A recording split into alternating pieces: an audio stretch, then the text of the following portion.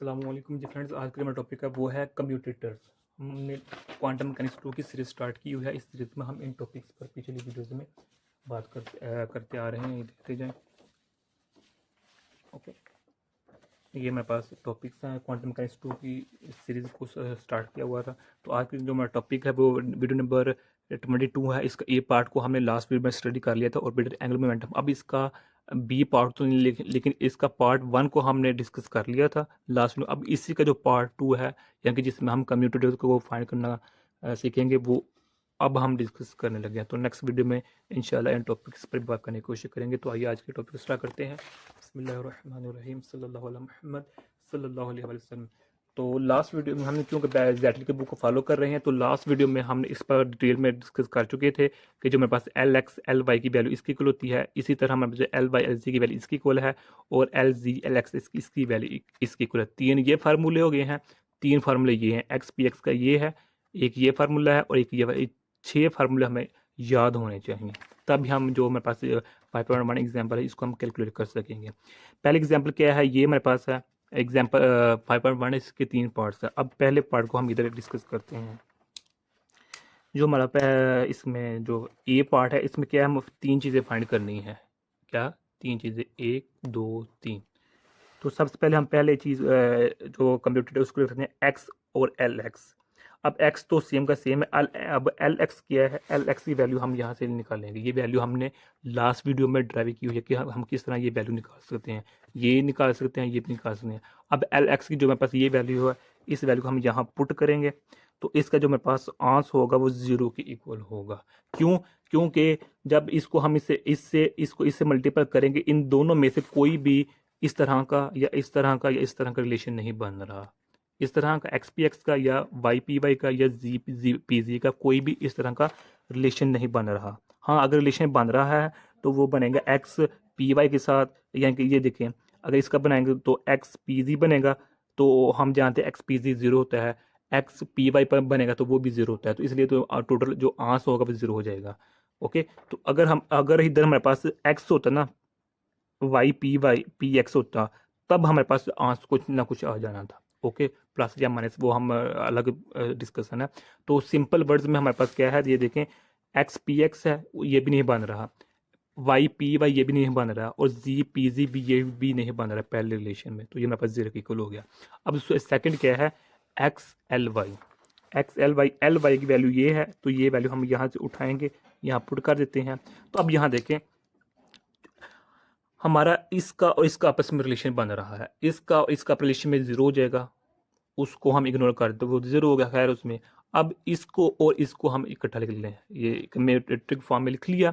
अब हमने रिलेशन क्या स्टडी किया हुआ है, मैं पहले बता चुका हूँ कि 3 1 2 3 3 ये रिलेशन, और 3 ये 1 2 3 ये 3 अच्छे रिलेशन हमें पता होना चाहिए इनकी वैल्यूज़ का। अब यहाँ क्या बन रहा है, एक्स पी एक्स है, तो हमें रिलेशन हम जानते हैं एक्स और पी एक्स किसके होता है, इक्वल होता है योटा इच कट के।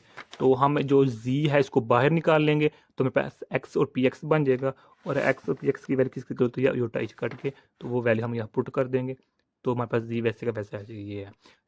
इसी तरह जो एक्स और एल एस जी होगा, एल जी की वैल्यू यहाँ से उठाएंगे ये वाली, तो ये वैल्यू हम यहाँ पुट कर देंगे, वैल्यू पुट कर दिया। अब एक्स और पी वाई का रिलेशन क्या होता है, 0 की इक्वल होता है। अब यहाँ देखिए एक्स भी और पी एक्स है, यानी कि इसका और इसका आपस में रिलेशन बन रहा है, इसको हमने लिख लिया हुआ है, जो माइनस है उसको बाहर निकाल दिया हुआ है। तो ये भी एक्स है, ये पी एक्स है, तो वाई है, वाई को भी हम बाहर निकाल देंगे। तो एक्स और पी एक्स किसकी इक्वल होता है, योटा इच कट के हैं, तो योटा इच कट लिख लिया, ये माइनस ये आ गया, और वो ये वाला भाई ये भाई आ गया। ओके, तो ये बिल्कुल आसान है। अब बी पार्ट क्या है, तो इसमें भी क्या रिलेशन हमने फाइंड करना है। तो पी एक्स है और एल एक्स है, यानी कि पहले देखिए क्या था, ये हमारे पास पोजीशन थी, एक्स पोजीशन और angular momentum L x, position angular momentum, position angular momentum. अब हमारे पास क्या अब बन चुका है, लीनियर मोमेंटम और angular momentum, linear momentum angular momentum, linear momentum और एंगुलर मोमेंटम है। ओके, तो अब हम पहले जानते हैं पी एक्स और एल एक्स को हम करते हैं पहले, पी एक्स और एल एक्स। तो जो हमारे पास पी एक्स है वो ये तो वैसे का वैसे ही रहेगा। अब जो हमारे पास एल एक्स है, एल एक्स की वैल्यू ये है, ये वैल्यू उठाएंगे तो यहाँ पुट कर देंगे। तो फिर वही सेम का काम करना है। इधर हमारे पास कोई भी ऐसा रिलेशन नहीं बन रहा कि इन 6 फार्मूला 1 2 3 4 5 6, 6 में से कोई भी यहाँ फार्मूला यूज़ नहीं हो रहा, ना निकाला जा सकता, तो ये भी किसकी इक्वल होगा, 0 के। अब पी एक्स एल वाई है, एल वाई की यहाँ से वैल्यू उठाएंगे तो यहाँ पुट कर दी है, तो ये मेरे पास है। अब यहाँ देखें कुछ ना कुछ हमें हमारे पास बन रहा है। वो किस तरह बन रहा है कि जब पी एक्स को इसके साथ मल्टीप्लाई करेंगे, ये भी पी एक्स है, ये भी पी एक्स है, तो ये 0 हो जाएगा। अब ये पी एक्स ये जो है इसके साथ जब हम मल्टीप्लाई करेंगे तो इस फॉर्म में लिख लेंगे, माइनस बाहर आ जाए, निकल जाएगा। अब पी एक्स है और पी जी है, तो हमने क्या फार्मूला स्टडी किया हुआ है, एक्स पी एक्स है। ओके, तो यहाँ क्या बन रहा है कि पी एक्स है और एक्स पी जी है, तो पी जी हमारे पास यानी कि हमारे कैलकुलेशन में नहीं आ रहा है, इसको हम बाहर निकाल देंगे। तो अब हमारे पास क्या बन चुका है, पी एक्स और एक्स। ओके, हमने फार्मूला स्टडी क्या किया हुआ है, पहले एक्स आता है बाद में पी एक्स आता है, तो योटा इज का इक्वल होता है। लेकिन अब यहाँ उल्टो हो रहा है, तो हम इधर माइनस लगा देंगे। ओके, अगर पी एक्स बाहर पहले आ गए, पहले जो एक्स बाद में है, तो इधर माइनस लगा देंगे। तो यही काम इधर हमने किया हुआ है। इसकी जगह जो मेरे पास होगी, इस नेगेटिव अयोटा इस करके लगा देंगे, तो वो नेगेटिव इस नेगेटिव से क्या प्लस हो जाएगा, तो मेरे पास ये फॉर्म आंसर आ जाएगा। इसी तरह हमारे पास पी एक्स एल जी है, एल जी की वैल्यू ये है, यहाँ से उठाई यहाँ पुट कर दी हुई है। तो अब देखें जो मेरे पास है, इसका इसका आपस में रिलेशन बन रहा है, इसका ये भी पी एक्स है, ये भी पी एक्स है, 0 हो जाएगा। तो अब इसका रिलेशन इसके साथ लिख दिया, कम्यूटेटिव फॉर्म में लिख दिया हुआ है। तो हमारे पास पी एक्स और एक्स है, पी वाई हमारे सोल्यूशन में नहीं आ रहा, कैलकुलेशन में आ रहा है, पी वाई को हम बाहर निकाल देंगे, तो पी एक्स और एक्स है। तो पी एक्स और एक्स अब उल्ट वही है कि पी एक्स पहले आ गया, एक्स बाद में आ गया, तो ये वैल्यू हम इधर पुट कर देंगे, यानी कि इधर जो इसकी वैल्यू होगी वो नेगेटिव उल्टा इस कट के, क्योंकि ये एक्स बाद में अगर एक्स पहले होता तो इधर हमारे पास पॉजिटिव आना था, तो मेरे पास ये बन जाएगा। अब जो हमारे पास है third example part, use the result of a, यानी कि इन दोनों ऊपर वाली इक्वेशन का जो आंसर है उसको यूज करते हुए हमने ये कैलकुलेट करना है एक्स एल और पी एक्स, यानी अब क्या है, ये पोजीशन है और एंगुलर मोमेंटम है, ये लीनियर मोमेंटम है और ये एंगुलर मोमेंटम है। ओके, तो अच्छा मैं पहले पिछले वीडियो में बता चुका हूँ, एंगुलर मोमेंटम को हम ऑर्बिटल एंगुलर मोमेंटम भी इन सिंपल वर्ड्स कह सकते हैं। खैर, तो अब इसको पहले इसको हम सोल्व करते हैं। तो x है और एल एक्स है, हम पहले लास्ट वीडियो में भी डिस्कस कर चुके हैं। जो l होता है ये l x plus l y plus l s z की, तो इधर इसको हम इस तरह भी लिख सकते हैं। ओके, तो यही है एल एक्स को, जो l है उसको हमने उसके कंपोनेंट्स की फॉर्म में लिख लिया है, एल एक्स एल वाई और एल जी। ओके, तो ये एक्स एक्स सेम ही रहेगा। अब जो मेरे पास है ये भी x है, ये भी x है, तो ये तो 0 हो जाएगा, क्योंकि हमारे पास जो 6 फार्मूलाज हैं उन 6 फार्मूलाज में से ये इनमें कोई भी फार्मूला ये कम्यूटेटिव फॉर्म नहीं बन रही।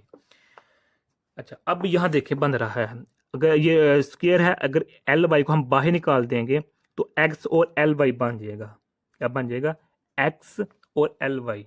अब जो देखने इधर स्क्वायर है, ऊपर स्क्वायर को कहीं कहीं भी स्क्वायर नहीं था, वो इधर ए उधर ए की टर्म बन है। अब चूंकि इधर स्क्वायर है इसलिए हमारे पास ये 2 टर्म्स बनेंगी, ये वाली ये 2 टर्म बनेगी इसकी।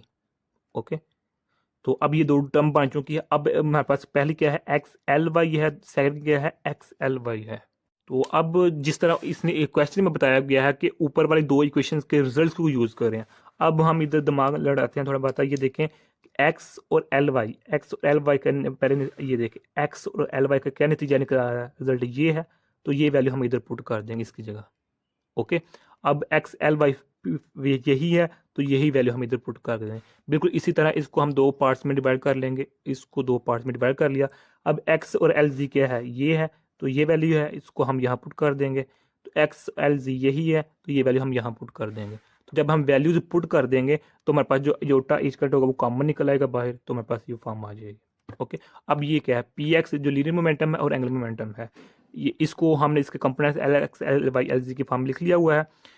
तो ये 3 फॉर्म बन चुके हैं, ये सेम ही रहेगा, p x p x p x same ही रहेगा। तो ये भी एक्स है, ये भी एक्स है, ये 0 हो गया हमारे पास। अच्छा जी, अब बिल्कुल इसको हम 2 पार्ट्स में डिवाइड कर दिया हुआ, कन्वर्ट कर दिया हुआ है इस तरह, और इसको भी हमने इस तरह कर दिया हुआ है 2 पार्ट्स में।